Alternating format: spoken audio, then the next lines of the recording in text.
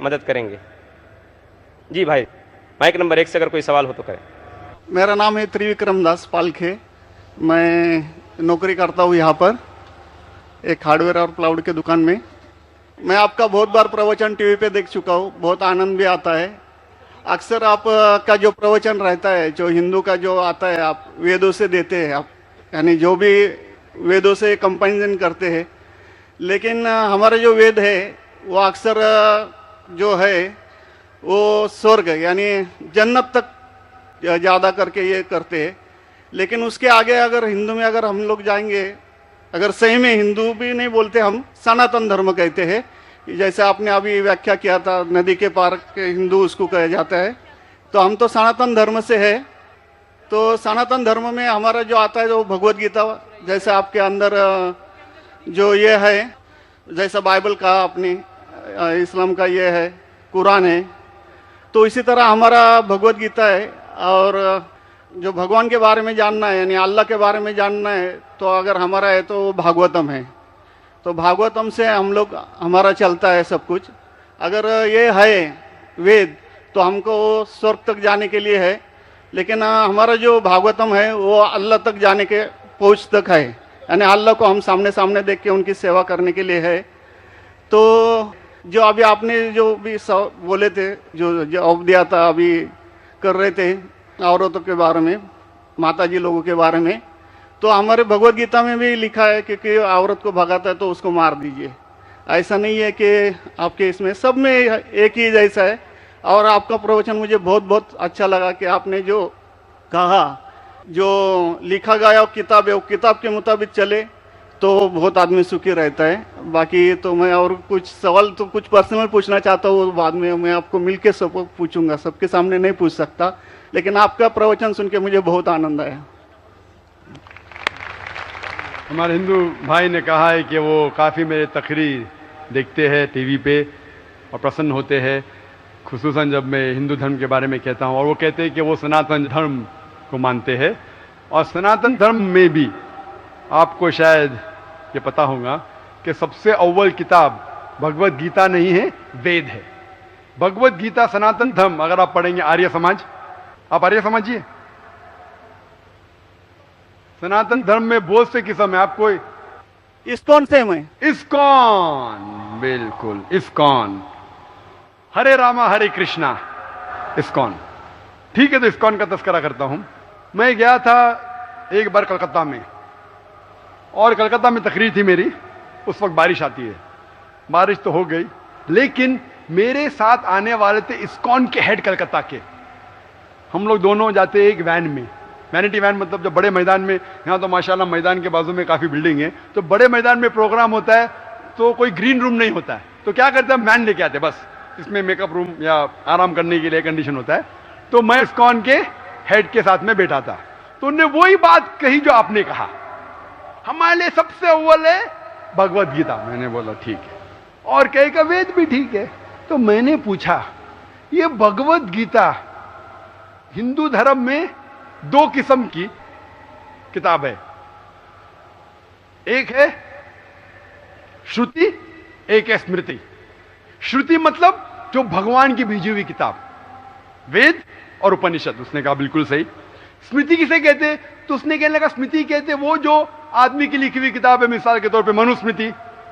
तो मैंने पूछा ये रामायण और महाभारत क्या है, तो उसने कहा यह है स्मृति। बेशक बिल्कुल सही जवाब था, मैं भी तालिब इल्म हूं। तो मैंने पूछा, बिल्कुल सही कहते, ऊपर आती है श्रुति, वेदा और उपनिषद। स्मृति मतलब दूसरी किताबें, मनुस्मृति, इतिहास। मैंने पूछा ये महाभारत क्या इतिहास है, तो मैंने उससे पूछा गुरुजी ये बात मेरे इल्म के हिसाब से भगवत गीता एक हिस्सा है महाभारत का, 18 चैप्टर का, सही है? अरे बिल्कुल सही है, आप बहुत इल्म रखते। मैं बेशक।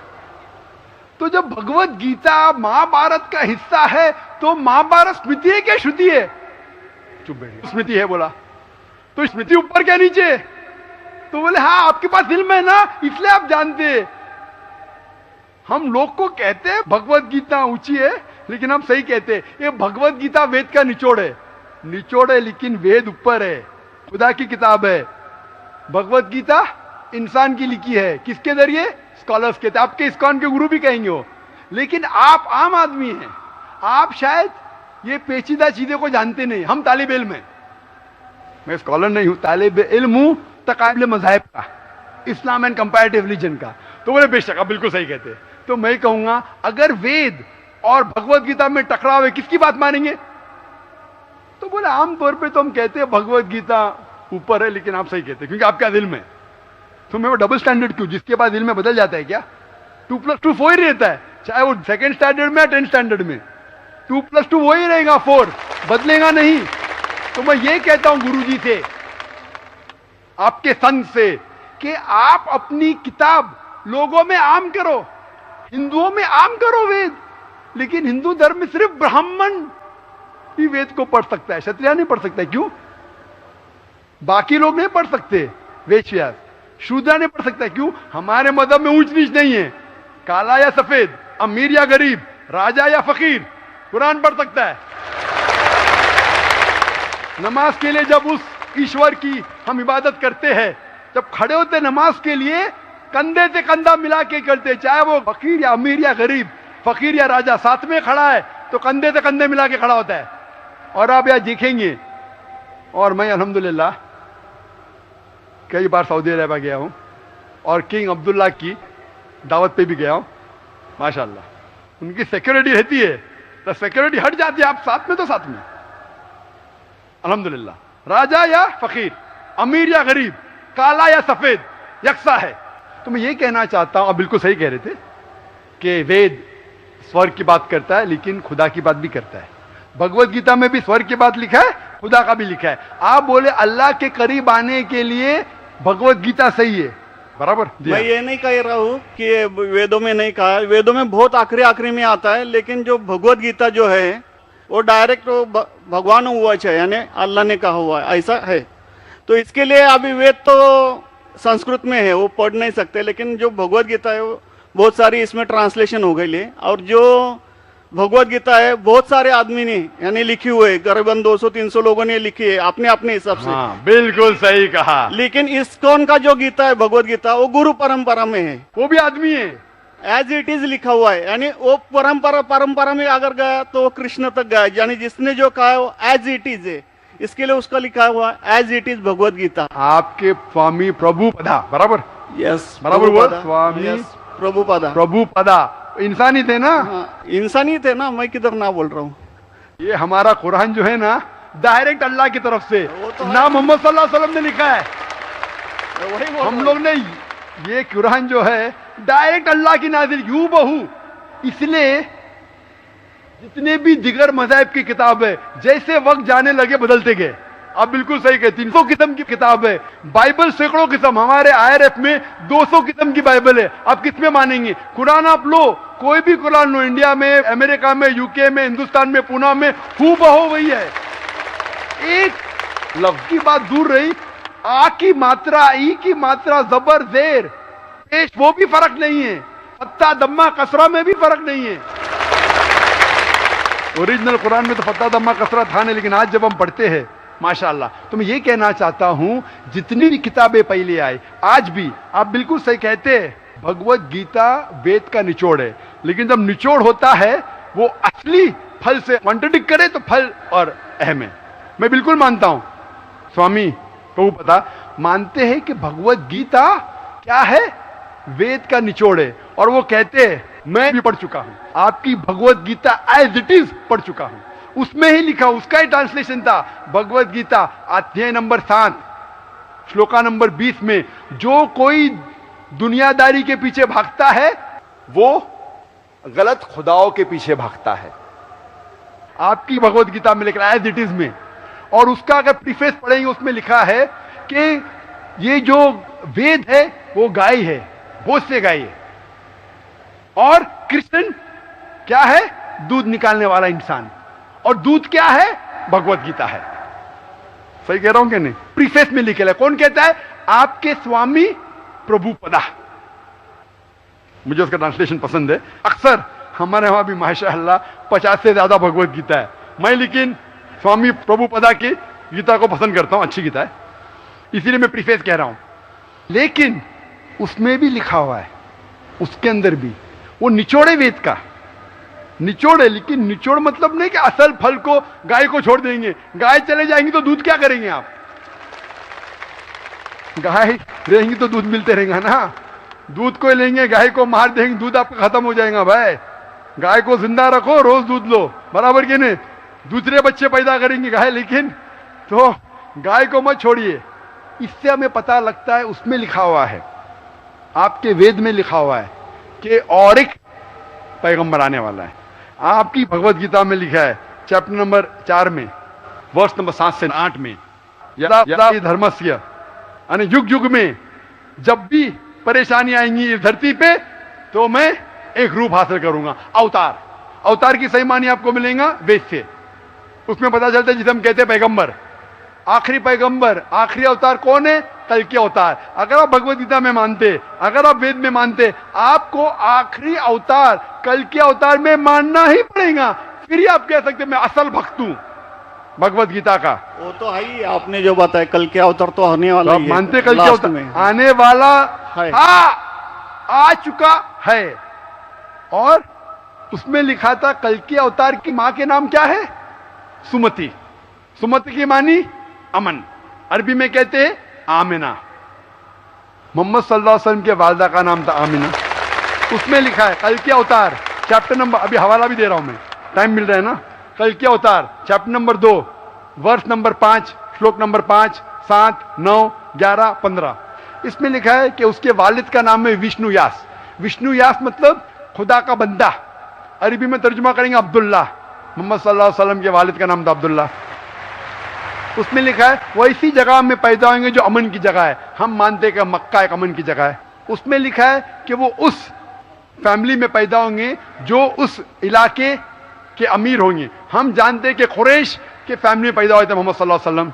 उसमें लिखा है कि वो 12वीं तारीख माधव के दिन पे पैदा होंगे, वो 12वीं रब्बी अव्वल मोहम्मद सल्लल्लाहु अलैहि वसल्लम पैदा है। आगे आप पढ़ेंगे, वेद में लिखा है कि उसके 4 करीब दोस्त थे, जिसका मैं जिक्र किया हूं। 4 करीब दोस्त मोहम्मद सल्लल्लाहु अलैहि वसल्लम के थे, जो हजरत अबू बकर, हजरत उमर, हजरत उस्मान, हजरत अली। मैं अल्लाह भी मौल, अल्लाह ताला की रहमत सब पे हो। किसके बारे में जिक्र करें? उनको सबसे पहली जो वही आएंगी वो आएंगी एक गार के अंदर। हम जानते हैं मोहम्मद सल्लल्लाहु अलैहि वसल्लम सबसे पहली वही आए गारे हिरा में। फिर वो करेंगे हिजरत, नॉर्थ की तरफ फिर से वापस आएंगे। मोहम्मद सल्लल्लाहु अलैहि वसल्लम हिजरत की मदीना जो नॉर्थ के ऊपर है, फिर से वापस आए। मैं तो 1 घंटा सिर्फ तस्करा कर सकता हूं मोहम्मद सल्लल्लाहु अलैहि वसल्लम हिंदू धर्म में, वक्त नहीं है। तो ये पूछना चाहता हूं, आप मानते क्या इस कल के अवतार में? आप मानते मोहम्मद सल्लल्लाहु अलैहि वसल्लम आखिरी पैगंबर है? मैं तो कुरान 3 बार पढ़ा हूँ साहब, मैं तो मानता हूँ कुरान को, वो बात नहीं है। मानना सिर्फ जरूरी नहीं, अमल करना जरूरी है। मैं कहूंगा मैं खुदा को मानता हूं, खुदा की बात पे अमल ना करता हूं तो बेकार है। मैं कहता हूं मैं मेरे वालिद से बहुत मोहब्बत करता हूं, वालिद की बेइज्जती करता हूं, वालिद की बात नहीं मानता हूं, वालिद से बदतमीजी करता हूं, तो क्या फायदा? आप समझ रहे ना? समझ रहा हूं मैं, लेकिन आपने कुछ पहले ही अभी 10-15 मिनट पहले ही आपने कहा था कि जो भी है, कुरान है, वेद है और बाइबल है, कि जो जो उसमें लिखा हुआ है खुदा ने उसके ऊपर अमल करना चाहिए। तो मैं अपने इससे अमल करता ही हूँ, जो कुछ मानता तो हुई है खुदा एक ही है करके, वो तो मानता ही है। बिल्कुल मैं नहीं बोल रहा कि आपके लिए कोई खुदा अलग है, मेरे लिए कोई अलग है, या ईसाई के लिए कुछ अलग है। आप सनातन धर्म के हैं, मैं जानता हूँ सनातन धर्म में एक खुदा को मानते हैं। वो मानते खुदा की प्रतिमा नहीं, अक्स नहीं है, बराबर ये मानते। लेकिन मैं ये जानना चाहता हूँ, आप कल के अवतार में आप मेरे सवाल को घुमाओ मत। मैं जानता हूं, नहीं है मैं ये जानता हूं, सनातन धर्म के बारे में जानता हूं। पहले स्टेज में आप पास कर चुके, एक खुदा में मानते, बिल्कुल सही। मैं ये बात जानना चाहता हूं कि उस खुदा के अवतार पैगंबर, आखिरी पैगंबर में आप मानते हैं क्या नहीं मोहम्मद सल्लल्लाहु अलैहि वसल्लम? ये मेरा सवाल है। यानी मोहम्मद पैगंबर को आप मानते कि वो आखिरी पैगंबर थे क्या नहीं मानते? वो तो मानता हूँ मैं, मुझे मालूम है ना मोहम्मद पैगंबर आखिरी थे मोहम्मदन में। वो तो मानता ही हूँ। मोहम्मदन में ने आपके लिए, सबके लिए है ना। बिल्कुल सही। तो कोई धर्म, कोई एक मजहब का थोड़ी रहता, गुरु तो सबके रहता है। वो एक मजहब का थोड़ी गुरु रहता है कि वो एक मजहब के लिए, वो सब मजहब के लिए गुरु रहता, तो मानता ही मैं उसको। बिल्कुल सही। लेकिन ये कहना कि सब मजहब यकसा है हूबहू, ये सही नहीं। यकसानियत है, इसीलिए मैंने कहा यकसानियत पे अमल करो। आप बोलेंगे मैं सब हिंदू चीज पे अमल करूंगा, कई हिंदू जाते बुत परस्ती करने के लिए, आप नहीं करते, अच्छी बात है अल्हम्दुलिल्लाह, इसीलिए मैं आपको कांग्रेचुलेट करता हूं। आप बुत परस्ती नहीं करते, मैं आपको कांग्रेचुलेट करता हूं, मैं कांग्रेचुलेट करता हूं, क्योंकि सनातन धर्म बुत परस्ती नहीं करता है। अल्हम्दुलिल्लाह सुम्मा अल्हम्दुलिल्लाह आप आधे इम्तिहान में सफलता पा गए। अभी ये पूछता हूं मैं, जैसे आपने कहा आप अगर मोहम्मद सल्लल्लाहु अलैहि वसल्लम को आखिरी पैगंबर मानते हैं तो उसके पैगाम पे अमल करना जरूरी है। सिर्फ पैगाम को पढ़ना जरूरी नहीं, पैगाम पे अमल करना जरूरी है। अगर मैं कहता हूं मानता हूं लेकिन अमल नहीं करता तो कोई फायदा नहीं। तो ये होता है कि अपने मन से खुदा की बात जो आखिरी पैगाम है कुरान शरीफ और आखिरी पैगंबर मोहम्मद सल्लल्लाहु अलैहि वसल्लम में मानना जरूरी है, फिर ही आप सही तरीके से मजहब को पहचान सकेंगे। Hope that answers the question. नहीं, बस थैंक यू। कुछ बोलेंगे आपको? मुझे ये कहना चाहिए था, अभी आप बोल रहे थे अमल करना चाहिए, अमल करना चाहिए, तो मैं मोमिन बनने का पूरा कोशिश किया, क्योंकि मैं वो मोमिन का क्या रहता है वो 3-4 इसमें सुन चुका हूँ। मोमिन का क्या रहता है? मोमिन का जो बताया था ना, क्या जो रीजन जो कैसा रहता है मोमिन, कैसा रहता है मैं जानना चाहता हूँ। नहीं, मैं इतना याद में जितना रखा हूँ मैं जो भी बोल याद नहीं है सकता है, जो भी याद है बोल लीजिए, नो प्रॉब्लम। जो कमी है मैं पूरी कर लूंगा। नहीं यार, जान लीजिए, अगर दूसरे को भी क्वेश्चन पूछना है मैं आपसे मोहब्बत करता हूँ, मैं आपको पर्सनली मिलता हूँ बाद में। अच्छा, बाद में मिलेंगे स्टेज के बाद इंशाल्लाह। ठीक है, हरे कृष्णा। बहनों की तरफ से कोई अगर सवाल हो तो गैर मुस्लिम बहनों को तरजीह दी जाए, उनको पहले मौका दिया जाए। My name is Sneha Manoj Raizada. I'm studying.